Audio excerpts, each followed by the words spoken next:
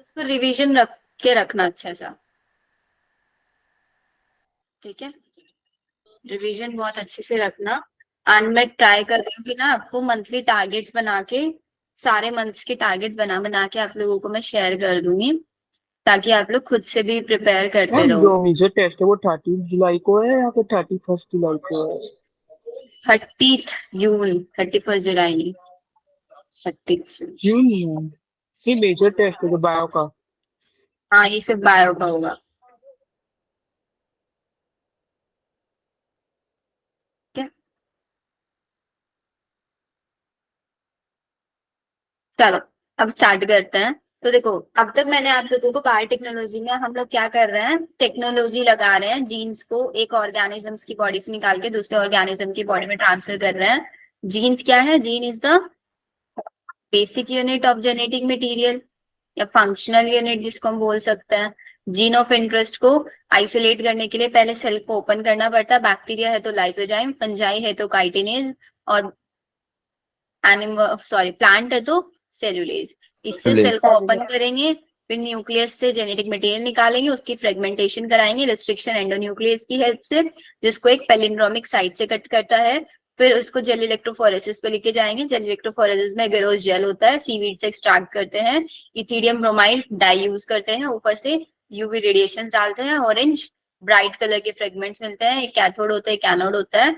हमारा साइज के बेसिस पे फ्रेगमेंट्स डिस्ट्रीब्यूट हो जाते हैं। फिर डीएनए प्रॉप्स भी हम वहां पे बनवा लेते हैं। फिर जो हमारा जीन वहां से एक्सट्रैक्ट होके आ गया है, उसी जीन का हम पीसीआर में एम्प्लीफिकेशन करा देते हैं। मिलियंस ऑफ कॉपीज हम वहां पे बनवा सकते हैं। पीसीआर के 3 प्रोसेस थे, डीनेचुरेशन, एनिलिंग एंड एक्सटेंशन। अलग अलग टेम्परेचर पे प्रोसेस हो रहा था। एंजाइम हम यूज कर रहे थे टेक पॉलीमरेज, जिसको थर्मस एक्वेटिकस बैक्टीरिया से लिया था ना, यस मैम। थर्मस एक्वेटिकस, क्योंकि वो हीट रेजिस्टेंट होता है। तो यहाँ तक हमने कर लिया। अब बात आई थी हमारा कि वेक्टर्स को, 2 टाइप के मेथड्स होते हैं जीन को ऑर्गेनिज्म में ट्रांसफर करने के लिए। एक तो वेक्टर की हेल्प से कर लो, एक वेक्टर लेस मेथड होता है। तो हम यहाँ पे वो मेथड पढ़ रहे हैं कि वेक्टर के थ्रू क्या कैसे कराएंगे। तो अब हमें पढ़ना है कि भाई अगर मेरे को प्लांट सेल के अंदर कोई जीन इंट्रोड्यूस कराना है, प्लांट सेल के अंदर कोई जीन इंट्रोड्यूस कराना है, तो कौन सा वेक्टर यूज करेंगे। मैंने आप लोगों को पहले लिखवाया भी था। कौन सा वेक्टर लिखवाया था? पाई प्लाज्मा। TI plasmid. तो आज हमें वो देखना है कि वो टीआई प्लाज्मिड एग्जैक्टली है क्या। अभी भी बड़े कम बच्चे हैं क्लास में, बाकी बच्चों का मिस हो जाएगा फिर।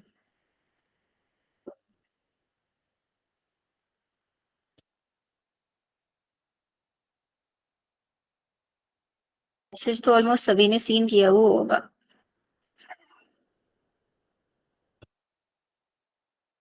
काफी बच्चों ने नहीं किया, जैसे प्रियांशु ने भी नहीं देखा है अभी मैसेज।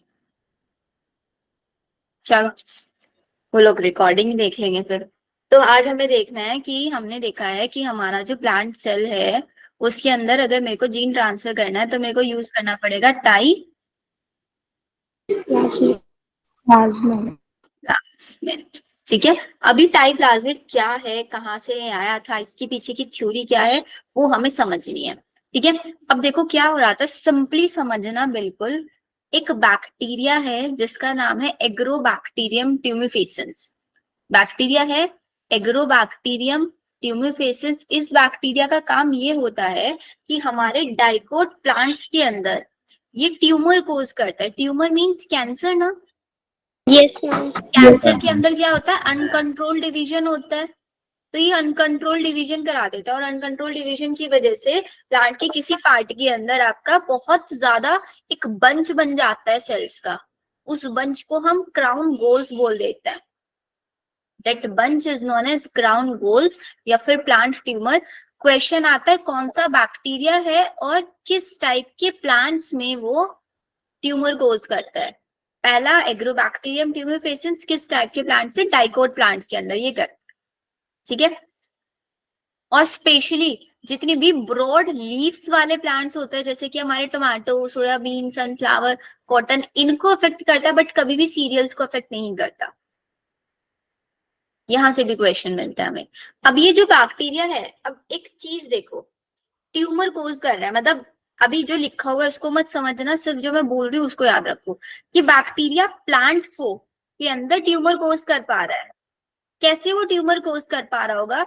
हमने इस बैक्टीरिया के ऊपर वर्क किया, बैक्टीरिया के ऊपर वर्क किया तो बैक्टीरिया के अंदर देखा कि बैक्टीरिया, ऑब्वियसली बैक्टीरिया के पास एक उसका क्रोमोसोमल डीएनए होता है, एक उसके पास प्लाज्मिड होता है। Yes ma'am. तो हमारे इस एग्रोबैक्टीरियम के प्लाज्मिड के अंदर एक ऐसा जीन था जो ट्यूमर कोजिंग जीन था। तो इस बैक्टीरिया के अंदर इतनी कैपेबिलिटी थी कि ये अपने जीन को प्लांट सेल के अंदर ट्रांसफर कर देता है, जीन को प्लांट सेल के अंदर ट्रांसफर कर देता है, जो कि हमें कहीं ना कहीं बायोटेक्नोलॉजी में ये चीज चाहिए ना, कोई एक ऐसा वेक्टर चाहिए जो जीन को किसी दूसरे सेल के अंदर ट्रांसफर कर दे, और ये तो इसका नेचुरल मैकेनिज्म है। दोबारा बताओ, आ गया मैम समझ। है ना?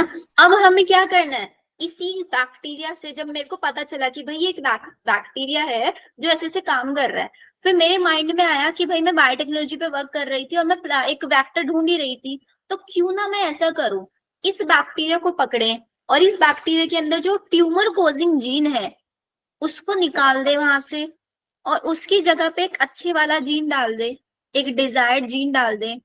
तो इस बैक्टीरिया को तो नहीं पता लगेगा ना कि ये ट्यूमर कोजिंग जीन को ट्रांसफर कर रहा है प्लांट सेल में, या कोई अच्छे वाला जीन ट्रांसफर कर रहा है। इसका तो मैकेनिज्म है, इसको अपने जीन को प्लांट सेल के अंदर ट्रांसफर कर देना। तो ट्यूमर कोजिंग जीन मैंने निकाल दिया, उसकी जगह पे एक अच्छे वाला जीन डाल दिया, अभी हमारा अच्छे वाला जीन ले जाके इसके साथ अंदर प्लांट सेल के अंदर ट्रांसफर कर देगा, मिल गया मेरे को प्लांट के लिए एक vector. Yes ma'am. Yes ma'am. अब यस पढ़ो, मैम। अब देखो इन्होंने क्या लिखा हुआ है। तो यहाँ पे ये बोलता है कि सब भाई हमारे जितने भी ब्रॉड लीव्ड प्लांट्स हैं उनको ये अफेक्ट करता है, generally crops, tomato, soybean, sunflower, cotton, cereals को कभी अफेक्ट नहीं करता। ट्यूमर फॉर्मेशन मतलब जो कैंसर कोज करता है वो किसकी वजह से कोज करता है? क्योंकि इस बैक्टीरिया के पास एक प्लाज्मिड है, उस प्लाज्मिड को हमने बोल दिया टीआई प्लाज्मिड। टीआई का मतलब होता है ट्यूमर इंड्यूसिंग प्लाज्मिड। टीआई यहाँ पे टर्म यूज करते हैं ना, TI plasmid is tumour inducing. अब एग्रोबैक्टीरियम ट्यूमिफेसिस में हमने देखा कि भाई ये क्या करता है, नेचुरली इसके पास पावर है कि अपने टीआई प्लाज्मिड का कुछ पार्ट होस्ट प्लांट डीएनए के साथ ट्रांसफर कर देता है बिना किसी ह्यूमन एफर्ट के, बिकॉज ये नेचुरल मैकेनिज्म है। तो इसलिए हम इसको natural genetic engineer of plant बोलते हैं, क्योंकि ये प्लांट सेल के डीएनए के अंदर जेनेटिक मटेरियल के अंदर चेंजेस कर रहा है। कोई ह्यूमन एफर्ट नहीं है, कोई हमने रिस्ट्रिक्शन एंडोन्यूक्लियस नहीं यूज किया, कोई हमने पीसीए वगैरह कुछ यूज नहीं किया, नेचुरली प्रोसेस चल रहा है। तो अब मेरे को इस प्रोसेस के बारे में पता चला, इन द ट्रांसफॉर्मेशन प्रोसेस दो एसेंशियल कंपोनेंट्स है टाई प्लाज्मिड के अंदर। क्या है? एक तो है इसका टीडीएनए, एक है इसके पास विर रीजन। विर रीजन का मतलब होता है वो रीजन जो ट्यूमर कोजिंग के लिए रिस्पॉन्सिबल है, ट्यूमर कोज करेगा, वायरुलेंट है जो। Inside the host plant cell TDNA is separated from the Ti plasmid. जैसे ही ये बैक्टीरिया एंटर होता है किसके अंदर, मतलब अपना टाई प्लाज्मिड एंटर करता है किसके अंदर, प्लांट सेल के अंदर, तो इसका टीडीएनए टाई प्लाज्मिड अलग अलग हो जाता है और होस्ट प्लांट के साथ जाके इनकॉर्पोरेट होके वहां पे ट्यूमर कोज कर देता है। विर रीजन के पास एक ऐसा जीन है which is are responsible for, या फिर एसेंशियल है टीडीएनए के ट्रांसफर करने के लिए एंड होस्ट डीएनए के अंदर ट्रांसफर होने के लिए। When we use Ti plasmid as a vector, first we remove the tumour causing gene TDNA region, then inserted gene, desired gene insert कर देंगे उसकी जगह पे, that's why we call it disarm gene.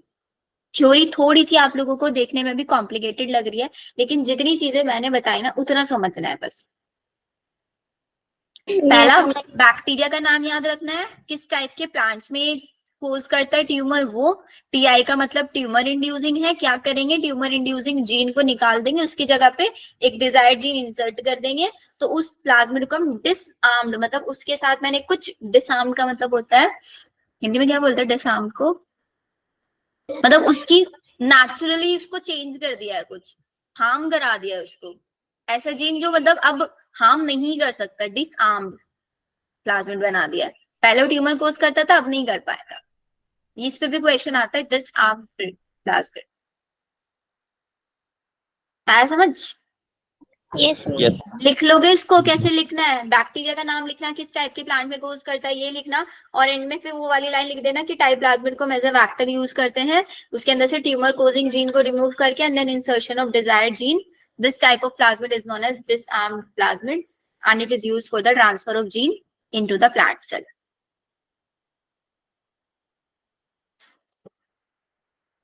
ये क्या लिखा? निरस्त्र। अच्छा, गूगल से कॉपी पेस्ट कर दिया। निरशस्त्र में निरस्त्र। निशस्त्र अलग हो गया लेकिन मैम उसकी मीनिंग अलग नहीं है। कोई बात नहीं, में समझ तो आ गया है ना। कर लोगे इतना? या अभी लिख रहे हो? एक काम करो, अभी लिख लो, जल्दी से 2 मिनट लो, जितना चीज समझ में आई, माइंड में जितनी चीजें सेट हो, इसको लिख दो सारा।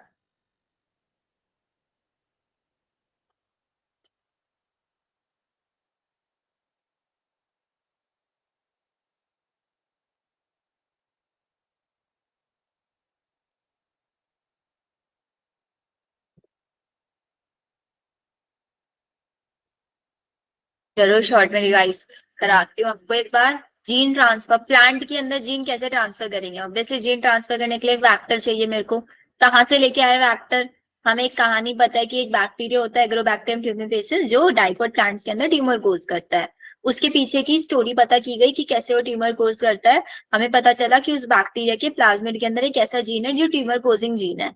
अगर मैं उसके ट्यूमर कोजिंग जीन को वहां से निकाल के अपना डिजायर्ड जीन वहां पे डाल दूं, तो तब भी वो जीन को ट्रांसफर करेगा प्लांट सेल के अंदर। और मेरे को यही चाहिए कि प्लांट सेल के अंदर कोई जीन को ट्रांसफर कर दे। ट्यूमर कोजिंग जीन को कर भी रहा था ये, उसको हटा दिया, डिजायर जीन डाला, फिर से हमारा डॉक्टर मिल गया मेरे को। Natural genetic engineer of plant इसको हम बोल देते हैं। ट्यूमर कोजिंग जीन को हटाया, डिजायर जीन डाला, ये मेन कॉन्सेप्ट है इसका।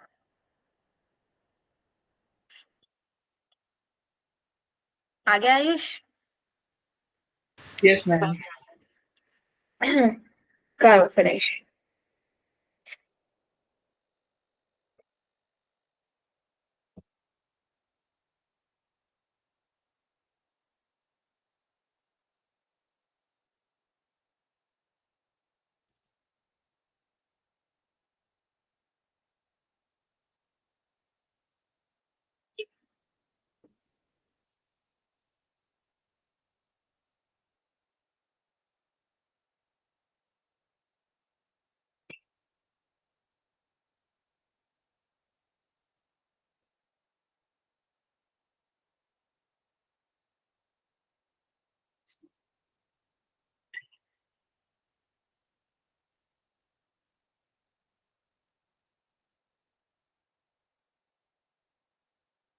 चले आगे। जिसका नहीं हुआ यस स्क्रीनशॉट मैम। ले लेना, बाद में लिख लेना। Yes ma'am. ये इन्होंने पूरा डायग्राम दिखाया हुआ है कि एग्रोबैक्टीरियम ट्यूमेफेसिन्स है, ये डाइकोट प्लांट है, ये इसके पास जीन है T-DNA integrated into host DNA, ये ट्यूमर, ये आपका यहाँ पे ट्यूमर कोज किया हुआ है। एनसीईआरटी ने भी दिया हुआ है इसी टाइप का एक डायग्राम। ठीक है, अब ये तो था प्लांट के अंदर कैसे जीन ट्रांसफर करेंगे। अब आता है एनिमल की बॉडी के अंदर कैसे जीन ट्रांसफर करेंगे। उसका सिंपल सा कॉन्सेप्ट है रेट्रोवायरस। रेट्रोवायरस की हेल्प से हम एनिमल्स की बॉडी के अंदर जीन को ट्रांसफर करेंगे। तो सिंपली मैंने ये आप लोगों को पहले लिखवाया है ना, रेट्रोवायरस वाला कॉन्सेप्ट। Yes ma'am. इसके पीछे का एक और कॉन्सेप्ट मैं आपको समझाती हूँ, जो कि आएगा नेक्स्ट चैप्टर में, बट यहीं पे पढ़ लेते हैं बिकॉज उसमें रेट्रोवायरस का यूज किया हुआ है हम लोगों ने। टॉपिक लिखो, जीन थेरेपी। बताया था ना 4 year old गर्ल वाली कहानी। Yes ma'am. तो जीन थेरेपी कब दी गई थी?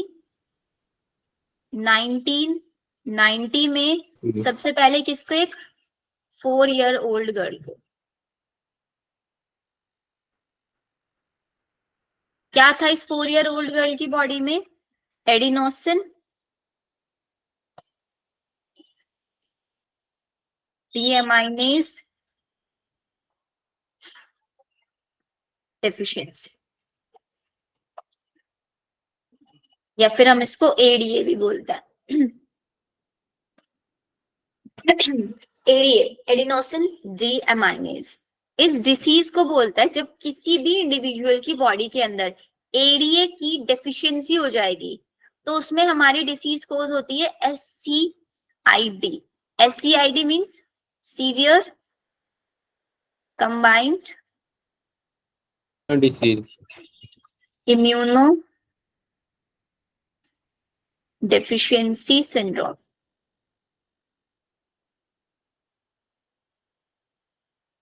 तो कहीं पे हम किसी चीज के लिए सिंड्रोम यूज करते हैं, कहीं पे डिसीज यूज करते हैं, जैसे क्लाइनफिल्टर सिंड्रोम, डाउन सिंड्रोम। इस सिंड्रोम का मतलब क्या होता है? मैम सिंड्रोम मतलब इस करते थे मुझे बहुत सारे इफेक्ट दिखते हैं ना बॉडी में। Syndrome is the group of disease. Syndrome is the group of disease. ठीक है, सिंड्रोम में सिर्फ एक ही टाइप की नहीं होगी डिसीज, बहुत सारे टाइप की डिसीज हो सकती है। ये दीपक ने क्या लिखा? असंथा दी सिल्वा, ये क्या है? मैम वो जो इसको हुआ था ना Real मैम world इसका उसका नाम है। अच्छा उसका, अच्छा ना। तो अब देखो ये एडीए का काम क्या है, मतलब हमने देखा कि भाई अगर एडीए की डेफिशिएंसी होगी तो ये डिसीज हो जाएगी। तो एग्जैक्टली एडीए है क्या और काम क्या करता है, पहले वो देखेंगे। डीएनए के अंदर एक सीक्वेंस है जो जिसको हम बोलते हैं एडीए जीन। क्यों हम इसको एडीए जीन बोल रहे हैं? क्योंकि ये जीन आगे जाके, जीन से क्या बनता है? प्रोटीन बनता है, प्रोटीन से ही एंजाइम बनता है। तो क्या बनाता है? एडीए एंजाइम बनाता है। तो अगर किसी इंडिविजुअल की बॉडी के अंदर ये एडीए जीन नहीं प्रेजेंट होगा तो उसके अंदर एडीए एंजाइम नहीं बनेगा ना। Yes ma'am. Yes yes ADA gene नहीं होगा तो एडीए एंजाइम नहीं बनेगा। अब ये एंजाइम क्यों हमारे लिए जरूरी है? बिकॉज ये एंजाइम क्या कराता है? It stimulate प्रोलीफेरेशन। प्रोलीफेरेशन का मतलब होता है maturation, proliferation of B lymphocyte and T lymphocyte.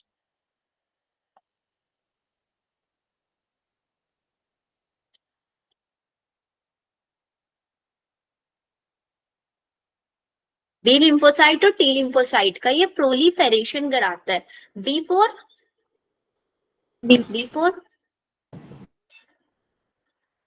bone marrow, T4 thymus, B4 bone marrow, T4 thymus। तो बी लिम्फोसाइट जो होता है हमारी बॉडी के अंदर हमें AMI टाइप की इम्यूनिटी बना के देता है। AMI मतलब ये सब आप ना human health and disease chapter में पढ़ोगे। एंटीबॉडी मेडिएटेड, इस ये बायोटेक फिनिश करने के बाद यही चैप्टर करा दो हम लोग। यस मैम करा दो। Cell mediated immunity. तो यहाँ पे क्या होता है ना कि हमारी बॉडी के अंदर आपको पता है एक सिंपल सा कॉन्सेप्ट जो आप लोगों ने उसमें आई गेस 9th या 10th क्लास में आता है ना chapter why do we feel ill, yes ma'am. ना वहां पे पढ़ते Why हैं do we कि अगर fall मेरी sick? Body Last why do we feel इल।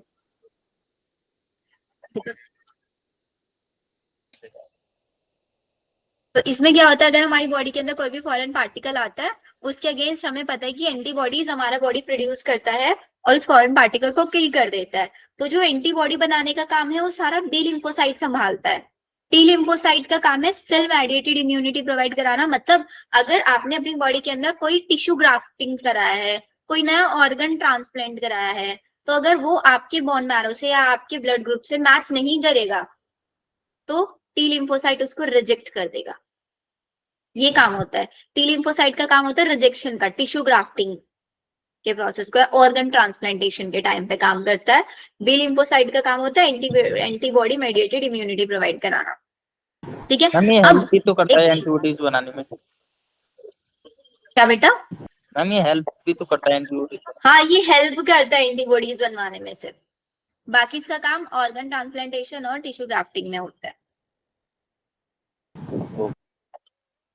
अब क्या होता है, अब आपने ये देखा कि जो एडीए एंजाइम है वो बी लिम्फोसाइट और टी लिम्फोसाइट का प्रोलिफेरेशन कराता है, मैचुरेशन कराता है। अब मेरी बॉडी के अंदर एडीए एंजाइम ही नहीं है, तो ना तो बी लिम्फोसाइट बनेगा ना ही टी लिम्फोसाइट बनेगा, ना तो एंटीबॉडी वाली इम्यूनिटी आएगी ना टिश्यू ग्राफ्टिंग वाली इम्यूनिटी आएगी। इसका मतलब इम्यूनिटी हो जाएगी बिल्कुल जीरो, है ना।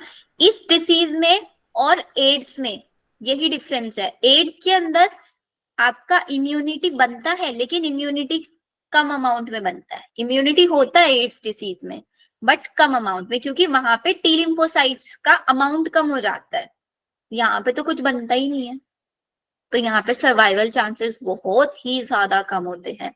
अब इसका सोल्यूशन कैसे निकाले हम लोग, क्या करें इस सोल्यूशन के लिए? बायोटेक पढ़ चुके हो, अब सोल्यूशन आप बता सकते हो। हम ऐसे वाले एंजाइम को ट्रांसफर करेंगे उसकी बॉडी में। एंजाइम करेंगे या जीन करेंगे? जीन करेंगे मैम जी। Yes exactly. तो क्या करें हम, जो 4 ईयर ओल्ड गर्ल थी इसकी बॉडी के अंदर एडीए जीन ट्रांसफर कर दो। अब जीन ट्रांसफर करना एक फैक्टर तो चाहिए ना, ये अभी पढ़ा एनिमल सेल में जीन को ट्रांसफर करने के लिए कौन सा फैक्टर यूज करेंगे, रेट्रोवायरस। रेट्रोवायरस। वही रेट्रोवायरस हम यहाँ पे यूज करेंगे। कैसे यूज करेंगे उसको देखो। सपोज ये हमारे पास 4 ईयर ओल्ड गर्ल है, ठीक है, इसको डिसीज है SCID। हमने क्या किया, इंजेक्शन लिया और इसकी बॉडी से सेल्स निकाल लिए। कहां से, बोन मैरो से। Isolation of ADA defective gene.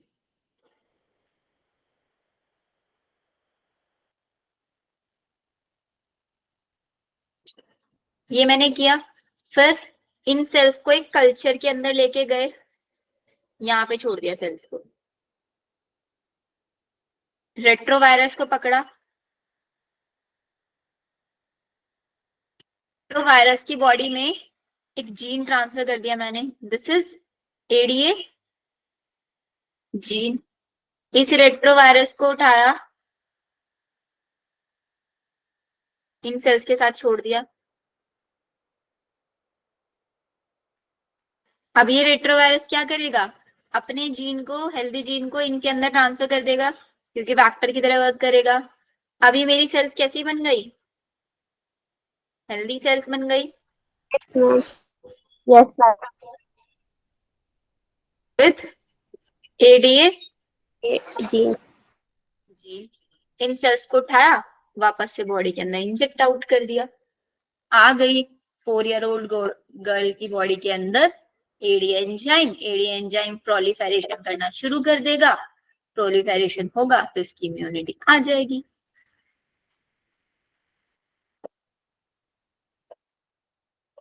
है सिंपल एकदम। Yes ma'am. लेकिन एक डिफिकल्टी है यहाँ पे। क्या डिफिकल्टी है, सेल्स मॉर्टल होता है, मॉर्टल मॉडल होते हैं। चलो मॉर्टल होता है। तो जो सेल्स मैंने इसकी बॉडी के अंदर ट्रांसफर करे, एक टाइम के बाद आके वो मर जाएंगे। फिर से इसकी बॉडी के अंदर जीन की डेफिशिएंसी हो जाएगी, फिर से इसको इम्यूनिटी नहीं मैम ये मिल बार पाएगी। बार करते रहने पड़ेगा प्रोसेस। हाँ, पीरियोडिक ट्रांसफ्यूजन करना पड़ेगा। मैम कितने टाइम के बाद लगभग? वो डिपेंड करेगा किस टाइप की सेल्स ले रहे हैं, उसका लाइफ स्पेन कैसा है, उस बेसिस पे। It require periodic transfusion of healthy cells.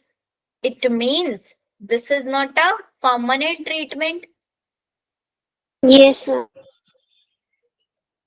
Yes ma'am. Ma'am cells mutate भी तो करती हैं। म्यूटेशन से जरूरी थोड़े ना, म्यूटेशन तो रैंडम होता है, जरूरी है कि एडीए जीन आ जाएगा उससे। Yes ma'am. हम वेट नहीं कर सकते ना तब तक कि वो म्यूटेट करे, एडीए जीन तक ही पहुंचे। मैम ये वाले डिवाइड नहीं करेंगे मैम एक क्वेश्चन था मैम। बोलो बोलो, हाँ बोलो। मैम मैं पूछ रही थी मैम, जब एडीए जीन इस लड़की के अंदर ट्रांसफर कर देंगे एक टाइम पीरियड तक तो ये रहेगी इसकी इम्यूनिटी ठीक, उसके बाद फिर मैम क्या करेंगे हम लोग? जब इसके सेल्स की डेथ होने का टाइम आएगा ना, बिकॉज जब ये सेल्स को डालता है ना, हेल्दी सेल्स को ट्रांसफर करता है, तो उनका लाइफ स्पेन वगैरह वो चेक कर लेता है कि 30 डेज का है, 40 डेज का है। उसी बेसिस पे फिर 30-40 डेज के अंदर अंदर दोबारा से ट्रांसफ्यूजन करा देता है। मैम ये लाइफ टाइम चलेगा प्रोसेस फिर इस लड़की के साथ? हाँ, ये लाइफ टाइम चलेगा प्रोसेस, ओके मैम। पूरी लाइफ। लेकिन अगर हम इस प्रोसेस को परमानेंट बनाना चाहते हैं तो परमानेंट बनाने का भी एक सोल्यूशन होता है। सोच सकता है कोई क्या सोल्यूशन होगा परमानेंट का?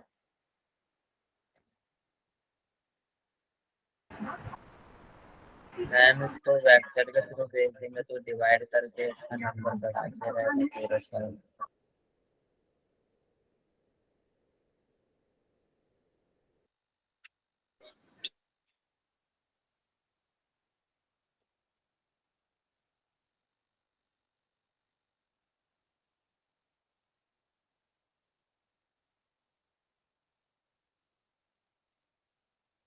बताओ, ये जो मैंने लिखा समझ आया क्या? अगर हम इसको परमानेंट ट्रीटमेंट बनाना चाहते हैं तो हमें जब भी कोई भी इंडिविजुअल एम्ब्रियोनिक स्टेज में है, अगर हम एम्ब्रियोनिक स्टेज में इस डिसीज को डिटेक्ट कर ले, जबकि डिटेक्ट करना बहुत ज्यादा मुश्किल है, बहुत ज्यादा। अगर ये डिटेक्ट हो जाए तो एम्ब्रियोनिक स्टेज में ही हेल्दी सेल बॉडी में डालो, मतलब हेल्दी सेल डालो, और आपको पता है उसे एक ही या 8 to 16 सेल्स होती है, उनके अंदर डाल दो, 16 से ही पूरी बॉडी बन जाती है, तो पूरी बॉडी की सेल्स के अंदर हेल्दी जीन आ जाएगा। मैम उस टाइम कैसे पता चलेगा? बट वही डिफिकल्टी है, बस वही डिफिकल्टी है, क्योंकि एक ऐसी डिसीज है जो सिम्टम के बेसिस पे पता लगाई जा सकती है। जीन हमने पढ़ा था प्रिंसिपल ऑफ इनहेरिटेंस चैप्टर में, क्रोमोसोमल डिसऑर्डर्स को हम डिटेक्ट कर सकते हैं, यस हमारे मैम। जीन्स वाले डिसऑर्डर्स को डिटेक्ट नहीं कर सकते इजीली, वो सिर्फ सिम्टम्स के बेसिस पे ही पता लगा सकता है। बस यही है। तो इन्होंने बता तो दिया कि भाई अगर परमानेंट करना है एम्ब्रियोनिक स्टेज में करो, लेकिन एम्ब्रियोनिक स्टेज में तो कभी डिटेक्ट होती ही नहीं है ये। Yes ma'am. क्वेश्चन पूछ लेते हैं कि टेम्पररी है या परमानेंट है। अगर परमानेंट हो करना होगा तो हमें क्या करना पड़ेगा, बस लिख लो इसको जल्दी से। मैम अगर ऑप्शन आ गया से टेम्पररी और परमानेंट है बताओ तो क्या हम टिक करेंगे? SCID कैसा डिसीज है? SCID में जीन थेरेपी कैसा मेथड है? तो जीन थेरेपी एक टेम्पररी मेथड है अगर हम उसको किसी एज में कर रहे हैं, लेकिन अगर हम इसको एम्ब्रियोनिक स्टेज में कर रहे हैं तो परमानेंट मेथड है। Okay ma'am. मैम पर आगे फ्यूचर तो हो सकता है कि हम डिटेक्ट कर पाए इस डिसीज को। तो दोबारा बोलो। मैम मतलब आगे चल के अगर तो हम डिटेक्ट कर पाए ऐसे डिसीज को, हो सकता है ना? हाँ, अगर डिटेक्ट हो गया तब तो बहुत इजी है, तब तो फिर ये परमानेंट क्योर बन जाएगा हमारे लिए, क्योंकि हमें पता है एम्ब्रियोनिक स्टेज में जितनी सेल्स होती है उन्हीं से पूरी बॉडी डेवलप होती है। मैम ये डिसीज मैम बर्थ से होती है या लाइफ स्पैन? बर्थ से होती है, बर्थ से। जीन डेफिशिएंसी जितने भी डिसीज है बर्थ से होती है। अब यहाँ पे एक केस ये आ सकता है कि सपोज जो हमारी क्या नाम था उसका, एसेंथा डी सिल्वा जो है, इसकी जो नेक्स्ट जनरेशन आएगी, उसकी नेक्स्ट जनरेशन के अंदर एम्ब्रियोनिक स्टेज में अगर हम डिटेक्ट कर ले, क्योंकि पॉसिबिलिटी है अगर उसके अंदर डिसीज है उसकी नेक्स्ट जनरेशन में आ सकती है डिसीज, वहां पे हम इसको परमानेंट बना सकते हैं। अगर पेरेंट्स में है या किसी भी ट्री में है आपकी ये पेडिग्री एनालिसिस के टाइम पे, तब पता लगाई जा सकती है।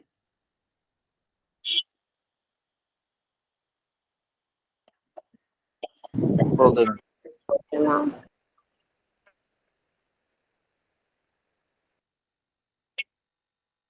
मैम आपकी वॉइस रुक गई। मेरी वॉइस अब आ रही है मैम। क्लियर है। फिर आता है, ये तो दो मेथड्स थे जब हम वेक्टर का यूज करेंगे, वेक्टर की हेल्प से हम कैसे ट्रांसफर करेंगे एनिमल के अंदर, प्लांट के अंदर। अब आते हैं डायरेक्ट मेथड। डायरेक्ट मेथड के अंदर हम वेक्टर्स का यूज नहीं करते, डायरेक्टली जीन को लेते हैं और सेल के अंदर ट्रांसफर करा देते हैं। इसके मेरे पास 5 मेथड्स हैं, इनके ऊपर भी क्वेश्चन आता है। फर्स्ट मेथड है इलेक्ट्रोपोरेशन। इलेक्ट्रोपोरेशन में क्या करते हैं हम, जो हमारी जिस भी सेल के अंदर मेरे को फॉरेन जीन ट्रांसफर कराना है उसकी प्लाज्मा मेम्ब्रेन में छोटे छोटे पोर्स बनवा दो, टेम्पररी पोर्स बनवाते हैं इलेक्ट्रिसिटी की हेल्प से, फिर उन पोर्स के थ्रू एंटर करा देते हैं फॉरेन डीएनए को।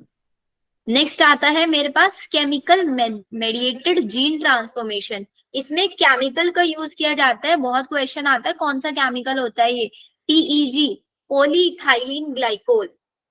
इस केमिकल की हेल्प से हम डीएनए को होस्ट सेल के अंदर ट्रांसफर करा देते हैं। कैसे कराएंगे, आखिर ये केमिकल क्या करता है, कुछ डिटेल अभी नहीं आपको पढ़ना है इसमें। मेथड्स का नाम याद रखना है, मेथड्स में होता क्या है उतनी चीजें याद रखनी है। माइक्रो इंजेक्शन, इंजेक्शंस की हेल्प से सेल के अंदर जीन ट्रांसफर करा देंगे, माइक्रो पिपेट या कोई ग्लास निडल लेके। सबसे ज्यादा जो क्वेश्चन आता है ये जीन गन पे आता है, पार्टिकल गन या जीन गन भी इसको बोलते हैं, या फिर बायोलिस्टिक मेथड भी हम इसको बोलते हैं। इसमें क्या होता है, जैसे सिंपली वाली गन होती है ना हमारी, बिल्कुल ऐसी गन होती है जो गन की उसमें हम क्या करते हैं, अपना डीएनए लेते हैं, डीएनए के ऊपर टंगस्टन या गोल्ड की कोटिंग लगा देते हैं। सबसे ज्यादा क्वेश्चन इसी पे आता है, किसकी कोटिंग लगवाते हैं, टंगस्टन या फिर गोल्ड की। उसको कोटिंग कराया डीएनए के ऊपर एंड फिर उसको फॉरेन सेल के अंदर टारगेट कर देता है, बम्बार्डमेंट करा देता है, bombard into the target cell to facilitate entry of the foreign gene. फिर आता है लिपोसोम मेडिएटेड जीन ट्रांसफर, मतलब हमारा जो जीन है उस जीन के ऊपर लिपिड्स, बहुत सारी लिपिड्स की लेयर्स बनवा देते हैं, लिपिड बैग्स बनवा देते हैं, और फिर उन लिपिड को सेल मेम्ब्रेन के साथ फ्यूज करा देते हैं, because cell membrane is made up of lipid and protein. Yes ma'am. सबसे ज्यादा क्वेश्चन जो मिलेंगे PEG पे मिलेंगे या पार्टिकल गन पे मिलेंगे। क्लियर है सबको? Yes ma'am.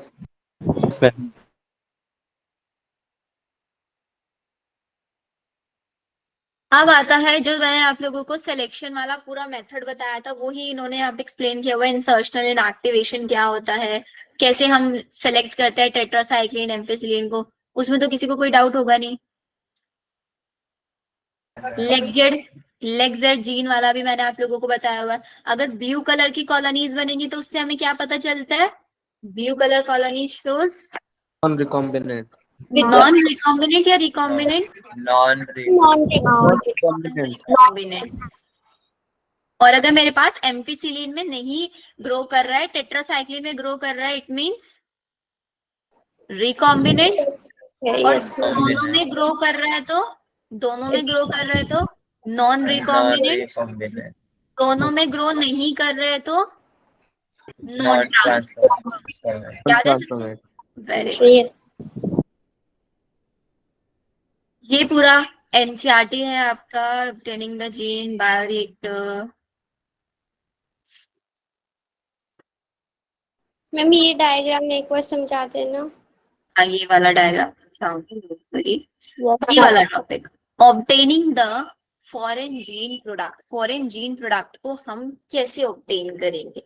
अब जैसे कि वापस से एक बार प्रोसेस देखते हैं। सबसे पहले मैंने जीन को निकाला एक सेल से, उसके पीसेस कराए, इलेक्ट्रोफोरेसिस पे लेके गए, फिर उसको फिर क्या कराया, PCR में लेके गए, एम्पलीफाई कराया, फिर अलग अलग वैक्टर्स को ले देखा, अलग अलग वैक्टर्स की हेल्प से प्लांट के अंदर ट्रांसफर करना है तो टाइप्लाज्मिड, एनिमल के अंदर करना है रेट्रोवायरस, बैक्टीरिया के अंदर करना है बैक्टीरियोफेज। उस बेसिस पे मैंने एनिमल की बॉडी के अंदर ट्रांसफर कर दिया, मतलब एनिमल, प्लांट या कुछ भी उनके अंदर ट्रांसफर कर दिया।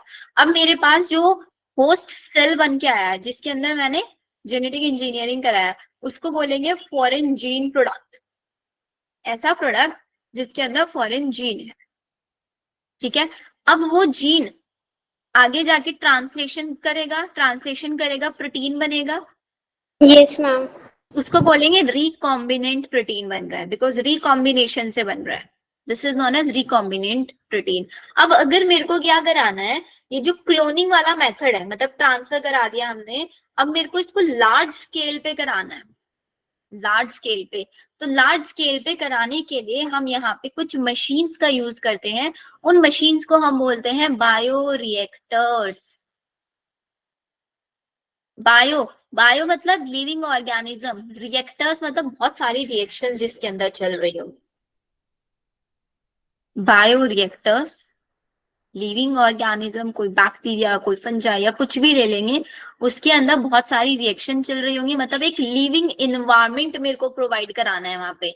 जो इन्वायरमेंट नेचुरली मिलता है, सेम इन्वायरमेंट बायोरिएक्टर के अंदर देना। बायोरिएक्टर के साइज पे क्वेश्चन आता है, कितना साइज होता है, 100 से 1000 लीटर्स के ये होता है। बड़े बड़े साइज के वेसल्स हैं जिसके अंदर सारा रॉ मटेरियल्स हम डाल देंगे, जो किसी भी बायोलॉजिकली प्रोसेस कराने के लिए, उसको प्रोडक्ट में कन्वर्ट कराने के लिए चाहिए होता है। जितने भी एंजाइम्स चाहिए वो सब उसके अंदर डाल देंगे, प्रॉपर उसको टेम्परेचर देंगे, प्रॉपर पीएच देंगे, सबस्ट्रेट, सॉल्ट, विटामिन, जो कुछ चाहिए सब कुछ उसको प्रोवाइड कराएंगे, ताकि वो बायोरिएक्टर के अंदर लार्ज स्केल प्रोडक्शन दिखा पाए। मेरे को हाई यील्ड चाहिए अपने डिजायर्ड प्रोटीन की, लार्ज बायोमास मेरे को प्रोड्यूस करना है।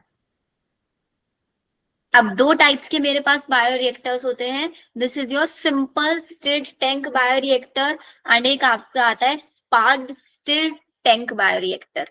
दोनों के ऊपर क्वेश्चन आता है, डायग्राम आपको दे देंगे और डायग्राम देके आपसे पूछ लेंगे कौन से वाला कौन सा है। Simple stirred tank bioreactor, second वाला स्पार्क। डिफरेंस, इनके बॉटम वाला पार्ट देख रहे हो, एक का कर्व्ड है, सिलेंड्रिकल है, और एक का फ्लैट है। पहला डिफरेंस इसके ऊपर आता है। सेकंड वाले में आप देख रहे हो, सेकंड वाले में बबल्स का फॉर्मेशन हो रहा है, बबल्स का फॉर्मेशन, ठीक है। फर्स्ट वाले में बबल्स का फॉर्मेशन नहीं हो रहा है, बबल उसके अंदर हमने क्या लगाया, स्टीरर्स लगाए हुए हैं। स्टीरर्स जो ऐसे कॉन्स्टेंटली इसको घुमाते रहेंगे, स्टीरर्स लगाया हुआ है। एक एसिड बेस पीएच कंट्रोल लगाया हुआ है। Steam for sterilisation, sterile, sterile का मतलब होता है कॉन्टामिनेशन फ्री इन्वायरमेंट बनाना। ब्रॉथ कल्चर, ये जो घूम रहा है ना गोल गोल, ये ब्लेड टाइप से, this is broth culture. Flat blooded impeller, form breaker, और इसमें दूसरे वाले में बबल्स का फॉर्मेशन हो रहा है, ऑक्सीजन के बबल्स यहाँ पे बन रहे हैं। बस डायग्राम बेसिस पे याद रखना है इसको। मैम इन दोनों में से ज्यादा मैम एफिशिएंट दूसरे कौन सा वाले में होता है? शादी नहीं है। दोबारा बोलो, दोबारा बोलो। मैम इन दोनों में से ज्यादा एफिशिएंट कौन सा होता है? दोनों में से ज्यादा क्वेश्चन जितना मैंने बताया कि भाई बबल्स का फॉर्मेशन किसमें होता है, स्पार्क्ड में। कर्व्ड किसका होता है, बॉटम वाला पार्ट, वो किसका होता है, सिंपल स्टिर्ड का।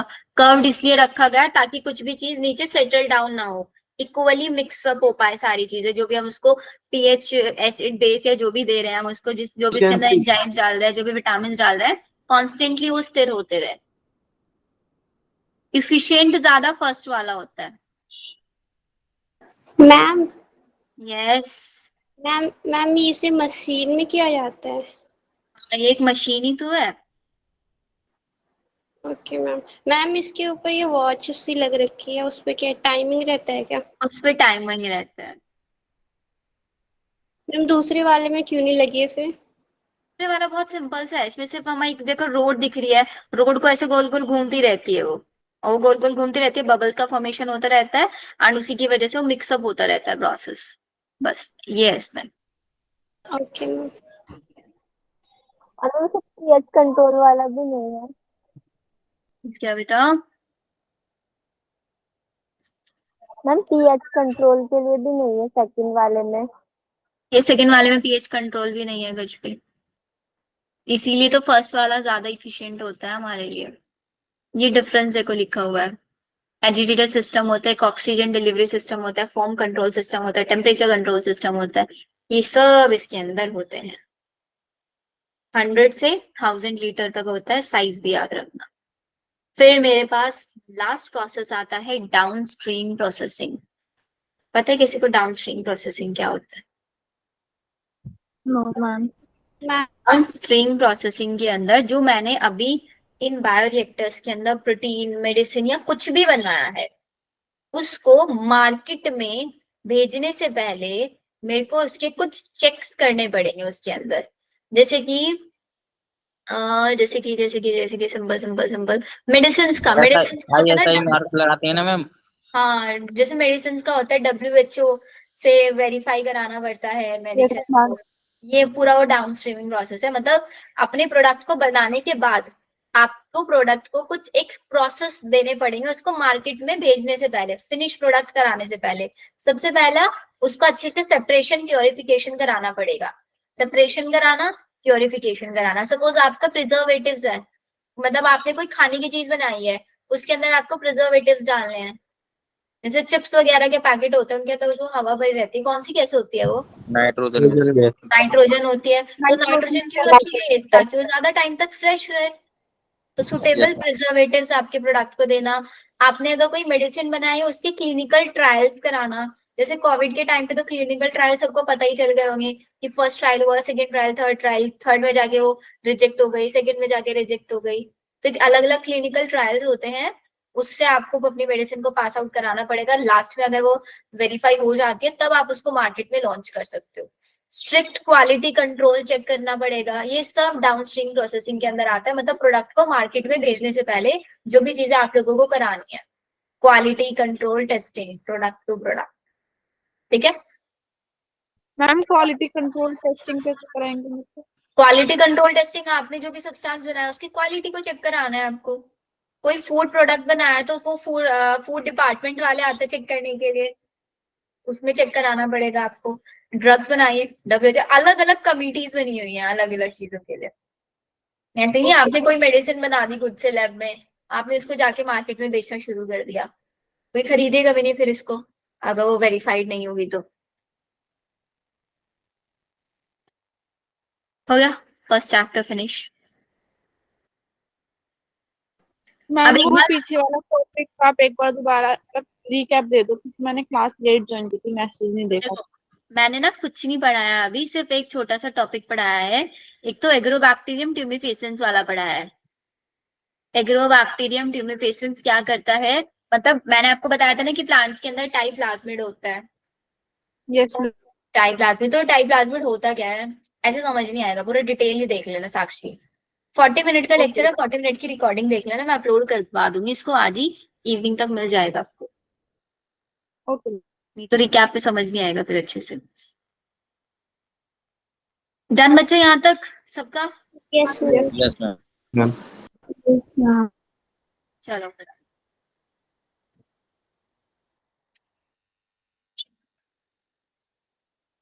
अब आता है नेक्स्ट मेरे पास, जो हमने अभी पढ़ा इस चैप्टर के अंदर सारी प्रोसेसिंग, इन प्रोसेसिंग्स को अब हम अप्लाई करके देखेंगे।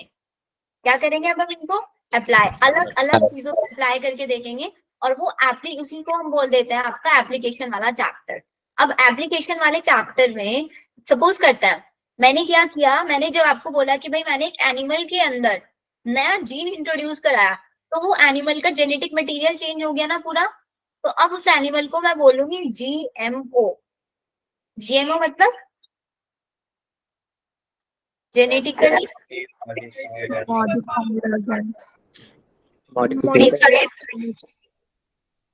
Modified organism. Genetically modified organism हम उसको कंसीडर करते हैं। अब जेनेटिकली मॉडिफाइड मेरे पास क्रॉप भी हो सकती है, जेनेटिकली मॉडिफाइड क्रॉप। अब एक सिंपल चीज और याद रखना, बायोटेक्नोलॉजी को हमेशा यूज किया जाता है किसी भी प्रॉब्लम का सोल्यूशन निकालने में। आपके पास एक प्रॉपर प्रॉब्लम होनी चाहिए जो कि जेन्युइन प्रॉब्लम है, पूरी सोसाइटी की वो प्रॉब्लम है, तब आप उसके ऊपर बायोटेक्नोलॉजी लगा के उसका सोल्यूशन निकाल सकते हो। पर्सनल यूज के लिए आप कभी भी बायोटेक्नोलॉजी का यूज नहीं कर सकते। आपके पास प्रॉपर एंड ऑथेंटिक रीजंस होने चाहिए कि आप क्यों बायोटेक्नोलॉजी लगा रहे हो। ठीक है, तो यहाँ पे हमारे पास एक प्रॉब्लम थी। क्या प्रॉब्लम थी? सपोज कोई कंट्री ले लो, अफ्रीका है। अफ्रीका कंट्री में क्या हुआ, अचानक से बहुत सारे केसेस आने शुरू हो गए नाइट ब्लाइंडनेस के।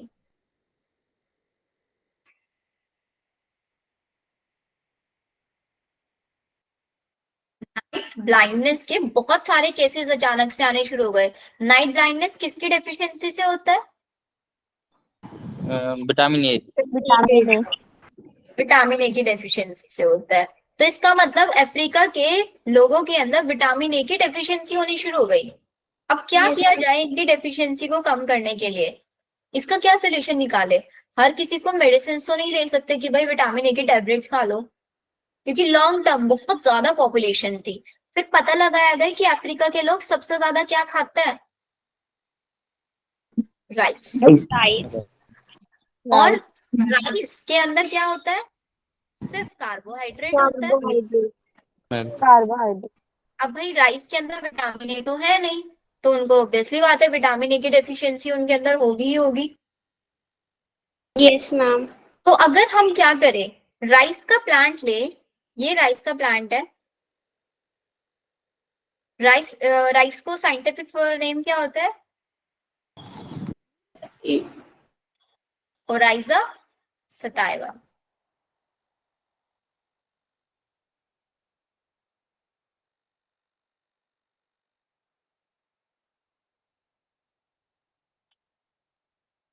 अब अगर हम क्या करें कि राइस के अंदर विटामिन ए प्रोड्यूस करने वाला जीन अगर डाल दूं यहाँ पे, तो इसका मतलब जो राइस खाएगा उसको फिर कार्बोहाइड्रेट भी मिलेगा, साथ ही साथ उसको विटामिन ए भी मिल जाएगा। Yes, ma'am. मैम हो सकता है ना ये सोल्यूशन? अब मैंने पता लगाया कि भाई विटामिन ए हमको कहाँ से मिलता है, तो हम लोग विटामिन ए कभी भी डायरेक्टली नहीं खाते। विटामिन ए को प्रोड्यूस करने वाला एक जीन होता है जिसको हम बोलते हैं beta Beta glucan. Carotene gene.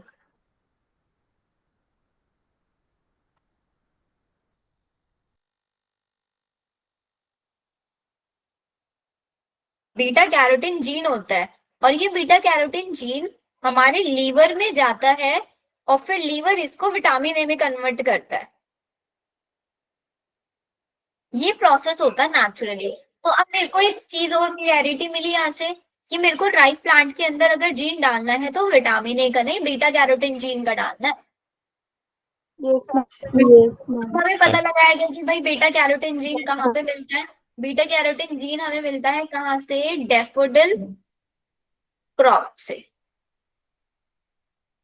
Daffodil नाम की एक क्रॉप होती है, उससे हमको बीटा कैरोटीन जीन मिलता है। तो मैंने क्या किया, डैफोडिल क्रॉप से बीटा कैरोटीन जीन को निकाला और ओराइजा सटाइवा प्लांट के अंदर डाल दिया। किसकी हेल्प से? ट्राइकार्बोनेट की हेल्प से। तो इसका मतलब अब मेरा राइस भी विटामिन ए एनरिच बन गया। यस इस राइस को हम बोलेंगे गोल्डन राइस, क्योंकि इसका कलर कलर गोल्डन हो जाएगा। इसका कलर गोल्डन होता है। मैम ये इंडिया में नहीं मिलता। मिलता है मिलता इंडिया है, में भी। बहुत महंगा मिलता है। मैम मैंने खाया है लेकिन ये पकता ही नहीं मैम जल्दी। गोल्डन राइस गोल्डन कलर के, येलोइश कलर के होते हैं, क्योंकि जो डैफोडिल क्रॉप है ना, इसका प्लांट देखना आप गूगल पे सर्च करके, येलो कलर का होता है।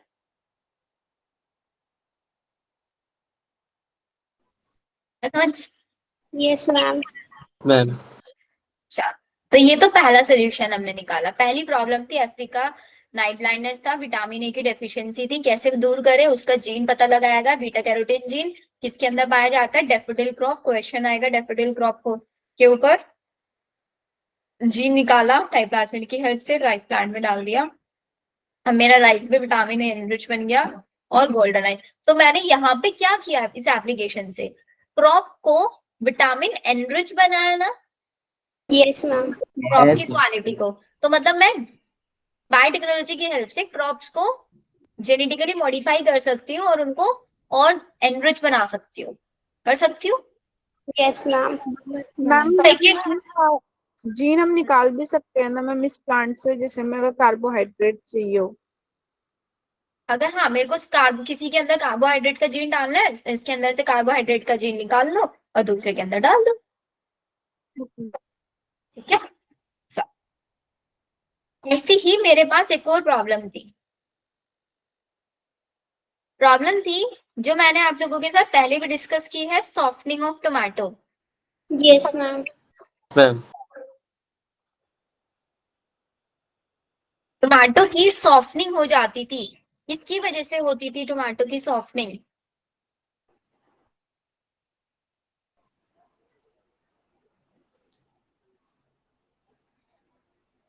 एक जीन होता है इसके अंदर, जो जीन कौन सा एंजाइम बनाता है?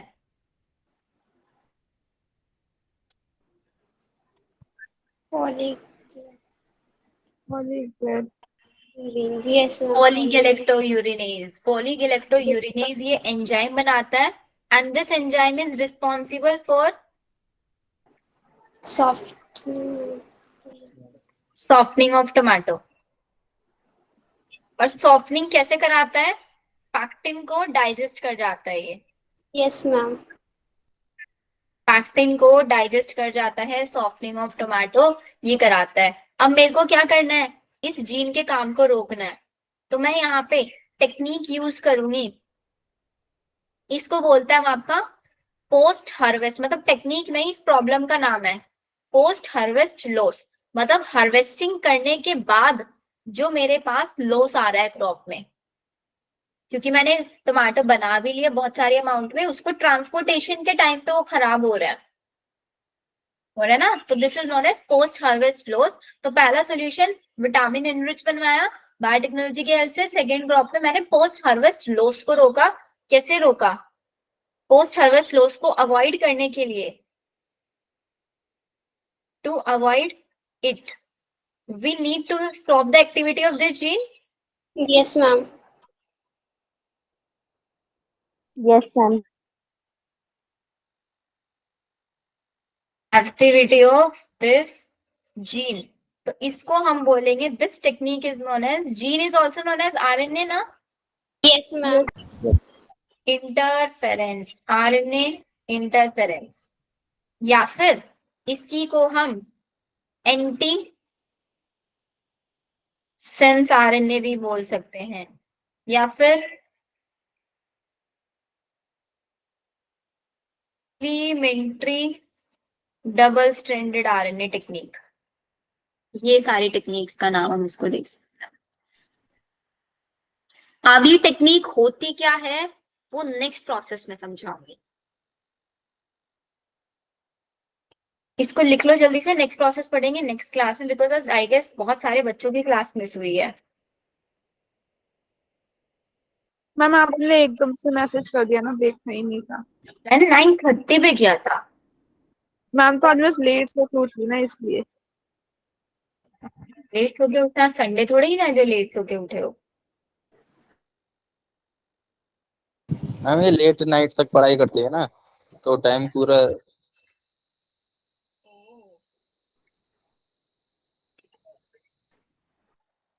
लिख लो जल्दी इसको जल्दी से।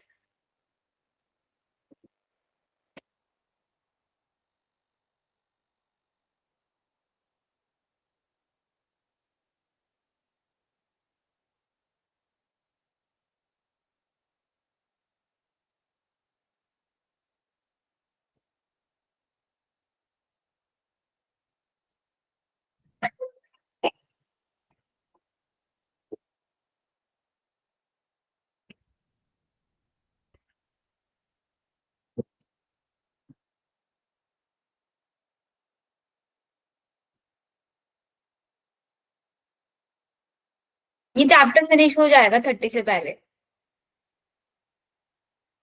ज्यादा बड़ा चैप्टर नहीं है, छोटा सा चैप्टर है ये,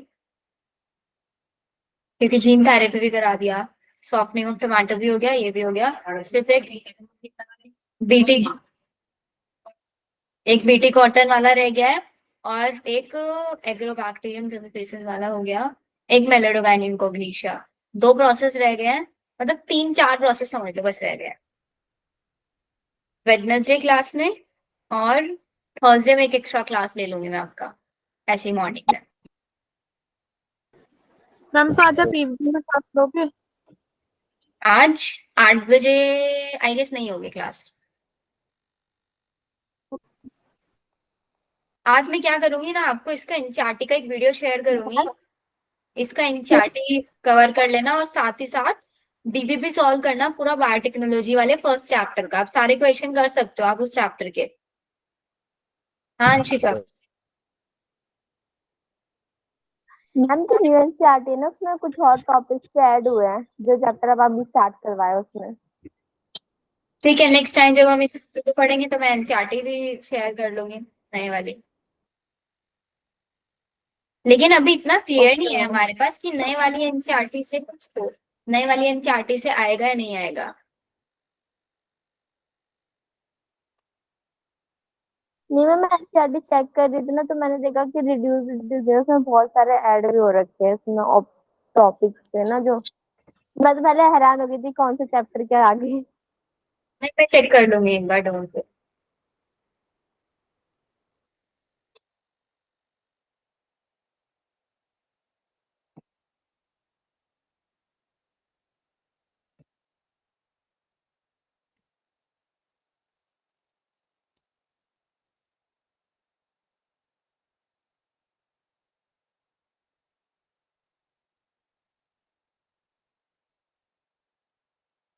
मैम जेनेटिक इंजीनियरिंग और बायोटेक्नोलॉजी अलग अलग है ना? ठीक है, ऑलमोस्ट। मैम पर जो आपने डीपीपी दी थी उसमें एक क्वेश्चन था मैम, उसमें दोनों ऑप्शन थे, तो मैम हमने बायोटेक्नोलॉजी पे लगाया था। डिपेंड करता है क्वेश्चन में मैम क्या क्लास पूछा। ओवर हो गई?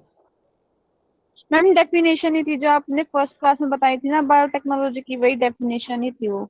प्रिंसिपल वाली डेफिनेशन होगी। बायोटेक के दो प्रिंसिपल है, yes genetic ma'am. Engineering, bioprocess technology. हाँ, तो फिर तो वो बायोटेक ही आएगा, उसमें जेनेटिक इंजीनियरिंग आएगा फिर। ओके। अनुष्का रावत, अनुष्का कौन से टॉपिक बोल रहे हो?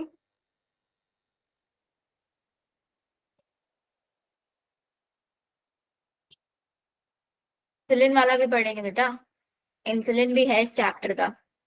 इंसुलिन है, मतलब है, 4-5 टॉपिक है, 2 लेक्चर, दो या हाँ 2 लेक्चर में आराम से फिनिश हो जाएगा। एक तो कल क्लास होगी, कल थर्सडे एक्स्ट्रा क्लास लेंगे और फ्राइडे में टेस्ट लेंगे, या फिर टेस्ट एक काम करेंगे मॉर्निंग के टाइम में रख लेंगे। चलो फिर मिलते हैं नेक्स्ट क्लास में। अब इस वाले चैप्टर का जितना यहाँ तक मैंने करा दिया ना, जितने टॉपिक करा दिया बायोटेक के एप्लीकेशन के